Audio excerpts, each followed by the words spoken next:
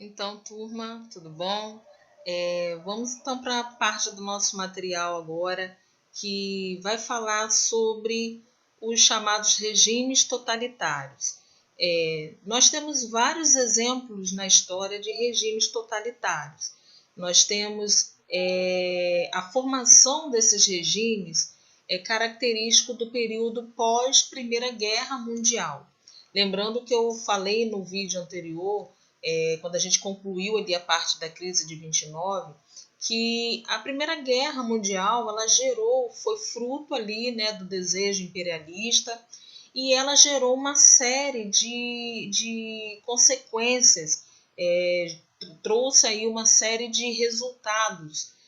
Algumas dessas consequências, alguns desses resultados posterior à guerra, está implicado no que a gente chama aí da formação de ideologias totalitárias.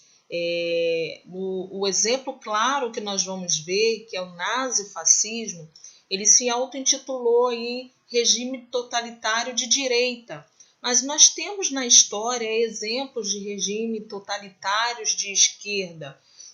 Costuma-se falar que o stalinismo de Joseph Stalin teria sido um exemplo claro de totalitarismo, um totalitarismo de esquerda, quando ele adotou ali características de um líder inquestionável, um líder que estava acima de todas as coisas. Vocês verão que com o passar do tempo, dos anos, outros exemplos claros de regimes, de ideologias totalitárias, elas vão surgir. E temos exemplos claros como o nazismo na Alemanha, o fascismo na Itália, temos ali o salazarismo em Portugal, temos o franquismo ali na Espanha. Então, nós temos exemplos muito claros, porém serão chamadas as ideologias aí de direita.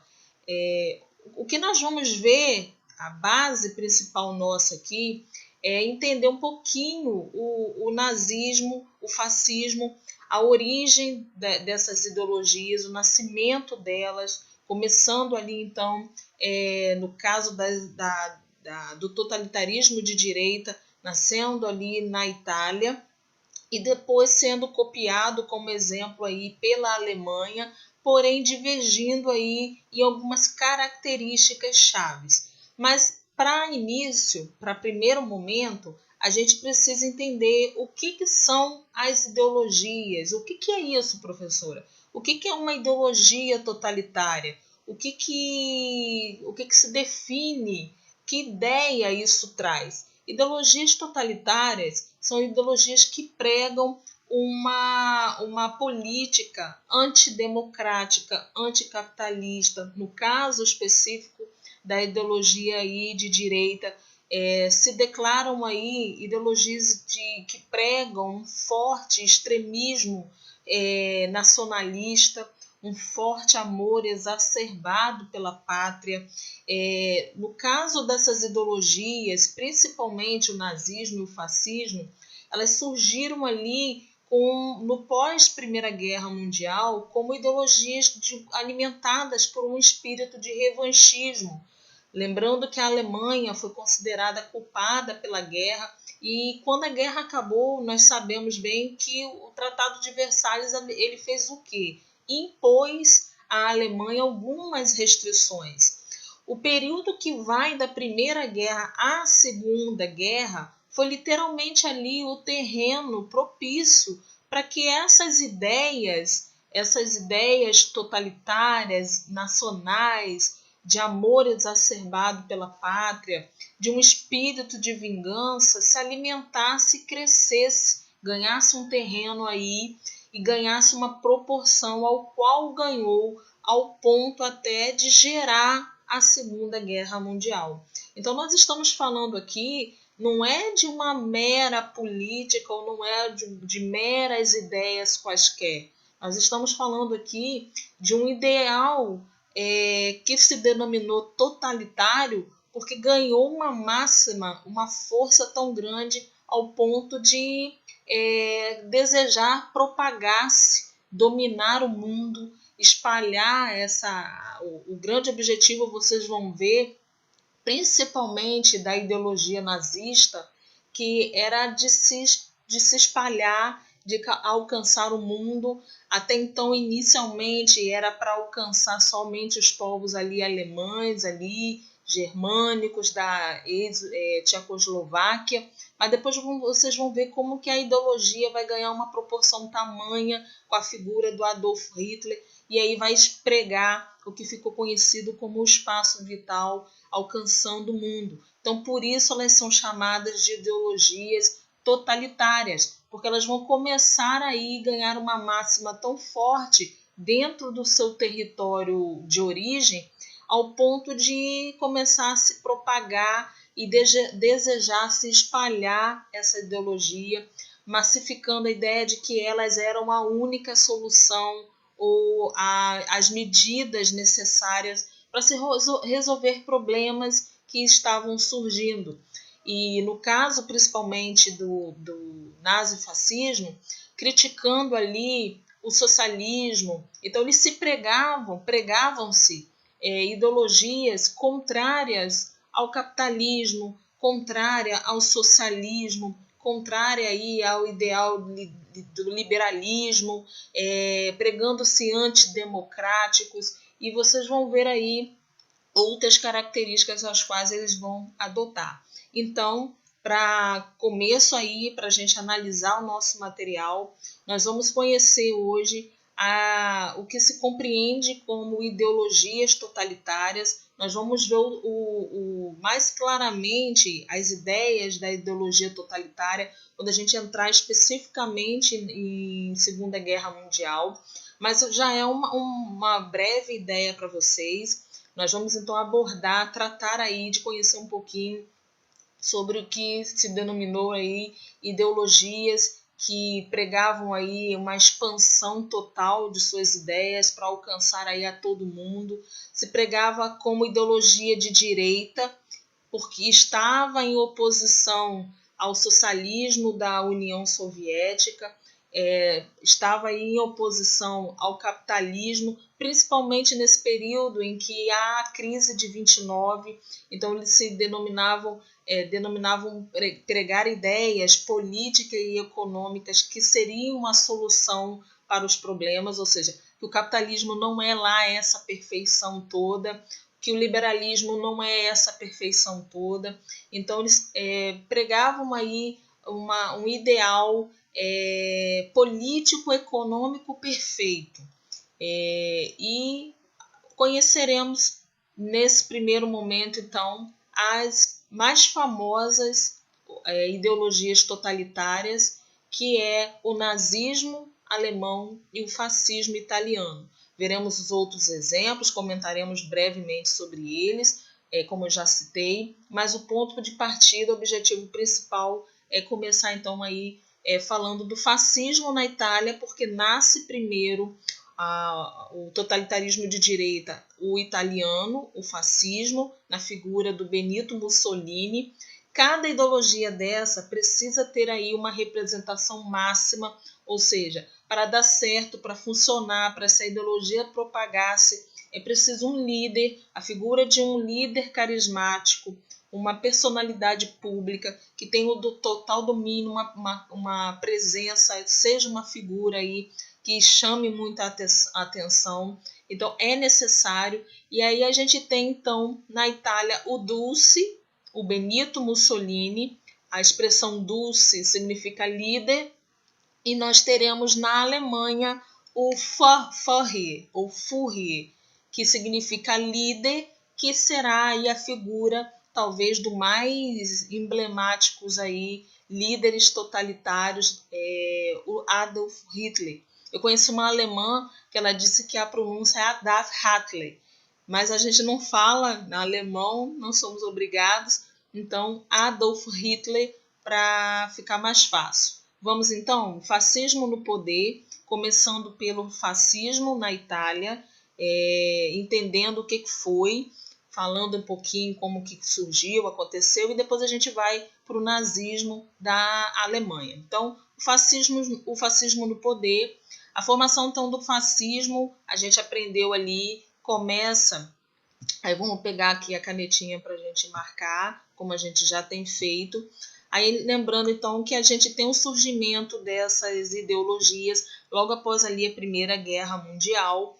Na Itália, na Alemanha, principalmente, vai ser terreno fácil, como eu já falei, por causa das questões às quais eles passaram pós-Primeira Guerra, principalmente a Alemanha. Então, foi um terreno muito propício para se fermentar, criasse aí a efervescência de ideias, de vingança, de revanche, que vai, de uma certa forma, ser aí o princípio norteador dessas ideologias. Então, o cenário político era crítico em muitos países da Europa, né? Sabemos bem pós-guerra, grande parte da população estava frustrada, a guerra não havia ali melhorado as condições de vida de ninguém, a guerra, pelo contrário, havia contribuído para estimular sentimentos nacionalistas. Então, após ela acabar, como eu já falei, vai ser muito propício, vai ser muito efervescente a ideia em alguns desses países, principalmente os derrotados,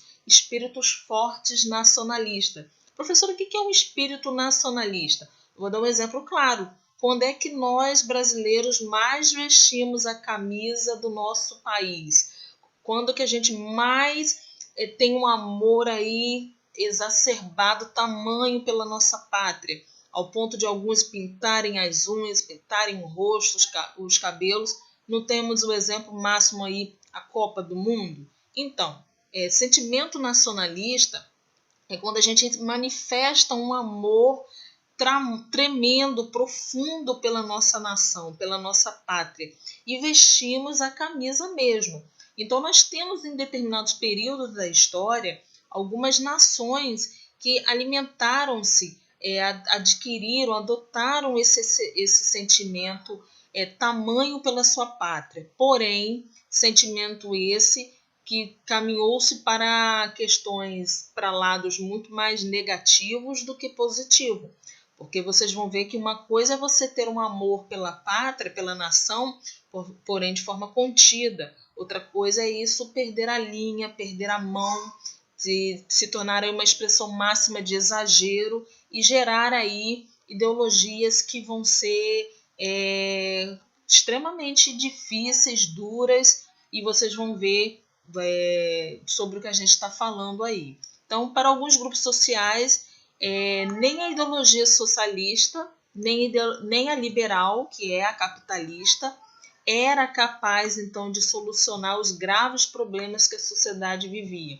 Isso é a ideia que, principalmente, a ideologia nazifascista terá, que nem o capitalismo trará as soluções, eles vão estar olhando a questão da crise de 29, e nem muito menos o socialismo vai trazer aí as soluções para o problema. Eles estão olhando para a União Soviética de Stalin, que adotou ali características ditatoriais e alguns problemas sociais, mesmo sendo um regime socialista, serão visíveis. Então, a destruição provocada pela guerra, agravada pela falta de matérias-primas e dinheiro, vai abalar então a confiança de muitos europeus e seus governantes. Então, nessa situação de crise, a ideologia fascista vai adquirir alguns adeptos, atraindo aí milhares de pessoas dentro da Itália, desempregados, estudantes, representantes da classe média, funcionários públicos, profissionais liberais, militares, pequenos proprietários de terra, fábricas e estabelecimentos comerciais.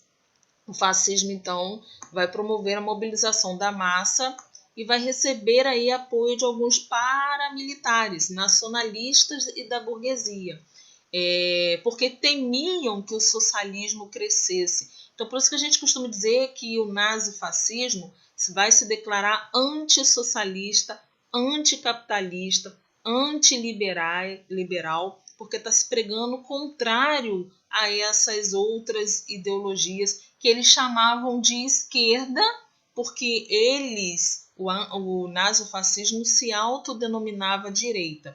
Então, na Itália, a gente tem a expressão máxima do fascismo na figura do Benito Mussolini, que vai fundar aí o Partido Fascista, o eles vão chamar o o PFN, Partido Fascista Nacional.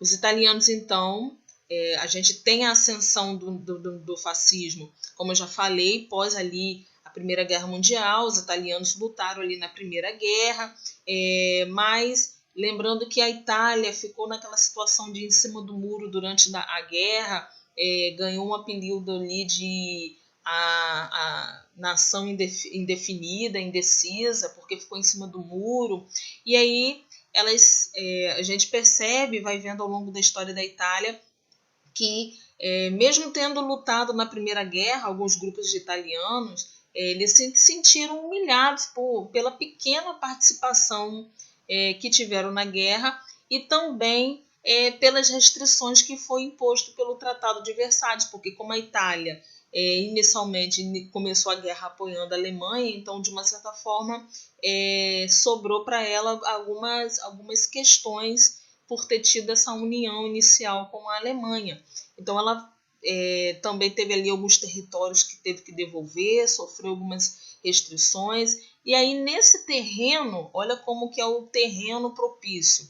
Em 1922, então, Mussolini lidera uma passeata fascista denominada Marcha sobre Roma, que contou então com a participação de milhares de pessoas, mas o objetivo desse movimento então era fazer ali a ascensão do poder fascista. E ele foi apoiado na época pelo rei Emanuel III. Então ele vai adquirir um cargo de primeiro-ministro, o Mussolini, e a partir daí vai começar então a perseguir as pessoas que fossem contrárias às suas ideias, que no caso eram as ideias fascistas. Então tá aqui, ó, marca esse retângulo para mim, que é extremamente importante. O fascismo surge na Itália, então, com as ideias difundidas pelo Benito Mussolini. Mussolini vai ganhar ali uma força muito grande, vai servir de modelo para muitas outras nações, incluindo principalmente a Alemanha pós Primeira Guerra Mundial. Essa ideologia tinha algumas características importantes, mas estava pautada principalmente na ideia ali de ajudar os países a saírem da crise, ou seja, se autodeclarava ideologias com soluções políticas e econômicas. A principal característica dela era a ideia do totalitarismo, ou seja, caracterizar-se aí como uma ideologia que o líder tivesse o controle total das decisões dessa nação, desse todo, tomando então as decisões sobre a nação, um forte nacionalismo, que é esse amor extremo à pátria, à nação, pregando até em alguns casos a discriminação, o racismo. Esse vai ser o exemplo claro do nazismo alemão. Um militarismo extremamente forte, que impulsionou ali a produção de armas, o armamento, a produção bélica, a censura para qualquer críticos a essa ideologia, uma propaganda fortíssima, e era extremamente necessário o líder fascista, o líder nazista, ele tinha ali como principal aliado para propagar as suas ideias a propaganda. A massífica propaganda da ideia, da imagem do líder máximo perfeito, total, totalitário, é um ditador, onde ele concentra os poderes nas suas mãos. Havia uma manipulação enorme com a oratória, fazendo até com que em seus discursos o povo fosse ali atraído por uma máxima, um convencimento tamanho. Então eles praticamente usavam a boa lábia para manipular, para poder atrair ali adeptos à sua ideia, à sua ideologia. O fascismo fez isso, o nazismo fará isso. O nazismo, principalmente com a figura do Adolf Hitler, fará muito isso. Usará aí muito da propaganda para se propagar, divulgar as ideias dessas ideologias. Uma outra característica, observe que a gente está marcando características do fascismo aí. Isso é importante porque a gente, quando for fazer um paralelo com o nazismo, vocês vão perceber que o nazismo terá muitas coisas semelhantes com o fascismo nas suas características, mas existe aí uma questão que vai ser chave diferencial do nazismo para o fascismo. Então, anote, marque essas características, não pode deixar de anotar, porque elas são chaves para entender essas ideologias. Então, nós temos o totalitarismo, o nacionalismo, o militarismo, a censura, a propaganda. Pregava-se uma violência muito grande às minorias, perseguição às minorias, um antissocialismo, porque se declarava ali contrário à União Soviética, um antiliberalismo, como eu já falei, uma antidemocracia, algumas das outras características ligadas às ideologias, no caso aí, fascista. Então você tem ali, deixa eu ver um minutinho aqui, que horas são mais ou menos. A gente vai parar aqui para gravarmos um próximo vídeo falando um pouquinho mais sobre o fascismo, e encaminhando para o nazismo, tá certo, turma? Um beijo, até o nosso próximo vídeo.